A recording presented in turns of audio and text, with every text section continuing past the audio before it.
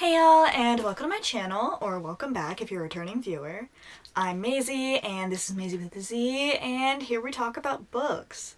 So today I'm going to be talking about my September TBR. I'm a college student, but I'm on the quarter system, so I don't start school until like the very end of September. So I will hopefully have a lot of time to read this month. And because of that, I've created a kind of ambitious September TBR where I have 14 books, I think. We'll see how it goes.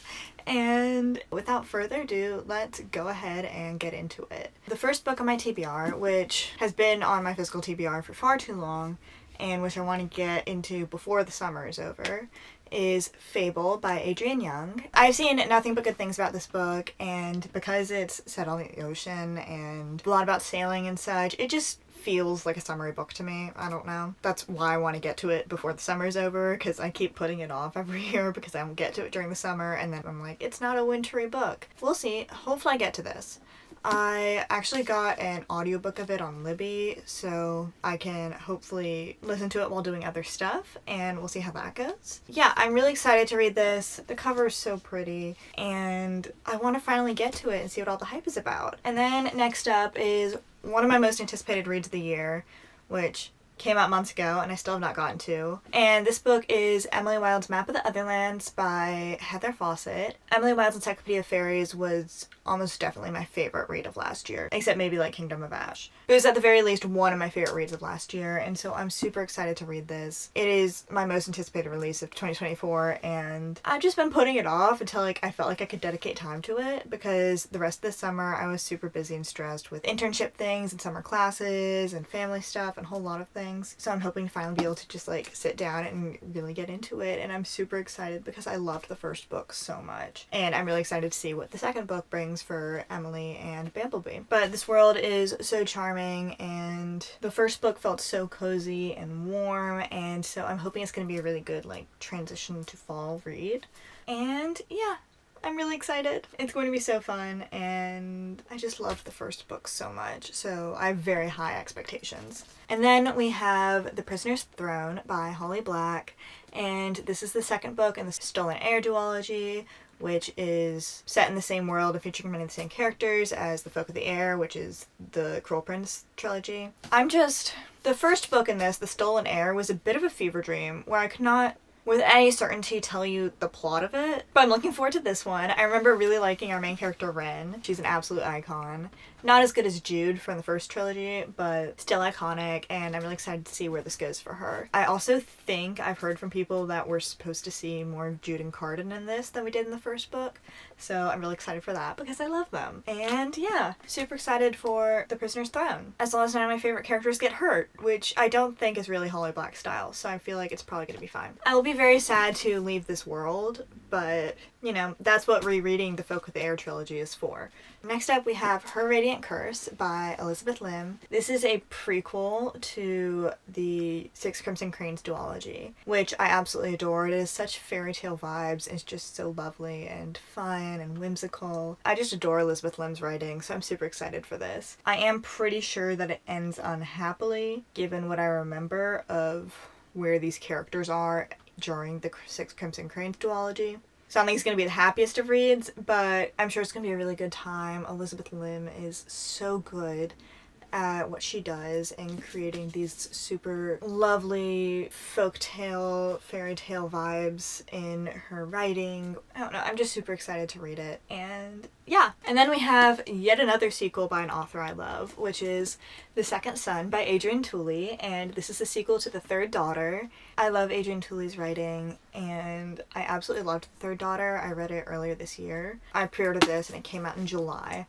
But I didn't read it right when it got here because I was interning for Hachette at the time, and I was just kind of operating under a policy of not reading or reviewing their book just because it felt a little conflict of interest. I don't know. But now my internship's done, so I can talk about this, and I'm super excited because I love Adrienne Tooley. I loved our main couple, Sabine and Elodie, in the first book. I'm really interested to see where all our side characters go and hope they get more depth, because the first book was very much Sabine and Elodie's book, and I'm sure this will continue to be great, but I'm also hoping to see a little more development for all of the other side characters who were all really intriguing. I love how emotion and character focused Adrian Tully's YA fantasy is, and it still has like lovely sapphic romances, but she cares very deeply about her characters and her books more often than not. Despite being YA fantasy books, are making much more of a internal and emotional point than just necessarily the fantasy plot, and they're just really lovely to read, and I absolutely adore them. And so I'm excited to see how this kind of furthers the themes of the third daughter. I'm so excited, like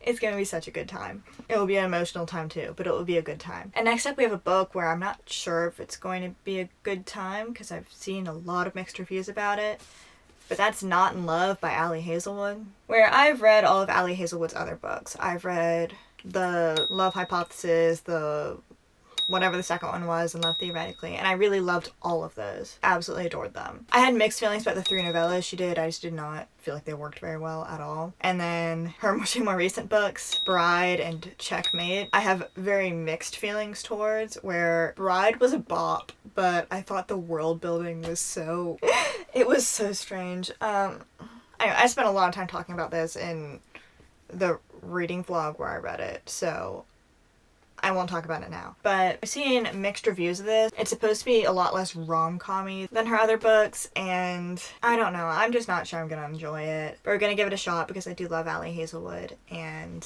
I had bought it before I saw the mixed reviews. So here we are. I'm guessing this is going to be the thing that proves my rule of not buying romance books until I've read them on Libby, because I tend not to buy them unless I know I will probably reread them or want to reread them. But here we are. We'll see how this goes. This will probably be the most hit or miss of the books on this TBR, unless something goes very, very wrong with the other ones. And next up, we have a very chonky book, which is When the Moon Hatched by Sarah A. Parker, and this is dragons, so I'm excited. I will read anything with dragons.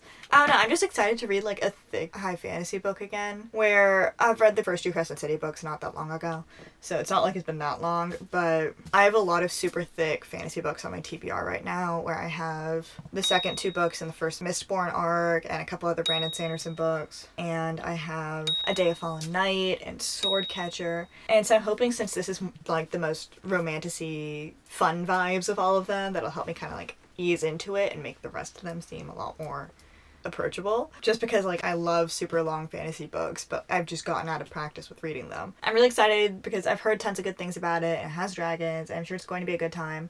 I know nothing about the plot.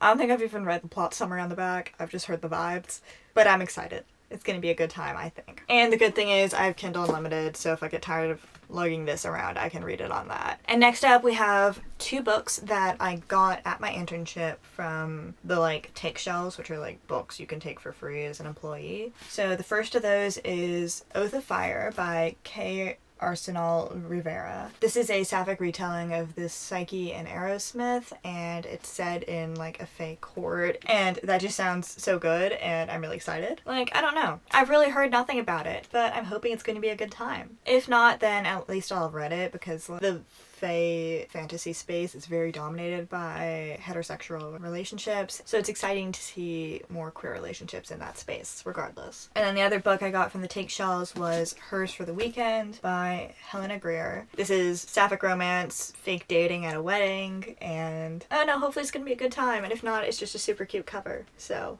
we'll see how that goes. Like, I usually love fake dating. Sometimes I dislike it, but I'm hoping it's going to be a really good time. We'll see how it goes. And finally, of the physical books on this list is Secrets of Blackthorn Hall by Cassandra Clare. Cassandra Clare basically did a Kickstarter project some amount of months ago, maybe last year, I don't remember, where you get 4 Shadowhunter adjacent books over the course of the year that aren't available elsewhere. Where like Secrets of Blackthorn Hall she released on Tumblr, I believe, just as like a little bonus project while people were waiting for Chain of Thorns. But I'm really excited to have this in a bound version. I'm really excited to read it. And I'm hoping to read it before I go to school, because I don't want to bring my special edition to school, and I don't have an ebook of it. So yeah, really excited for this. And then I have 4 e-arcs on this TBR. The first of which is This Fatal Kiss by Alicia Jasinska. She's the author of, do I have it near here? I do. She's the author of The Midnight Girls, which is the sapphic, Polish-inspired fantasy about witches, and it's just beautiful and wintry and was such a fun read. It was definitely one of my favorite reads of last year. I just super enjoyed it, and so I was really excited to get the e-arc for her second book, where I think it's a poly romance, and it's about this nymph and a grandson of a witch. I think it's supposed to be pretty fairy tale inspired. I trust Alicia Jasinska. I think it's going to be a great time, and I'm really excited. The cover is just so beautiful. Like, look at that. And yeah, that's about what I have to say. The disadvantage of talking about arcs is I don't know what people think about them. And then after that we have Some Like It Cold by Elle McNichol. This is a small town romance with an autistic heroine, which is always exciting for me. I guess enemies to lovers. It's super wintry and I'm really excited for it. I really don't know much about it. The blurb is like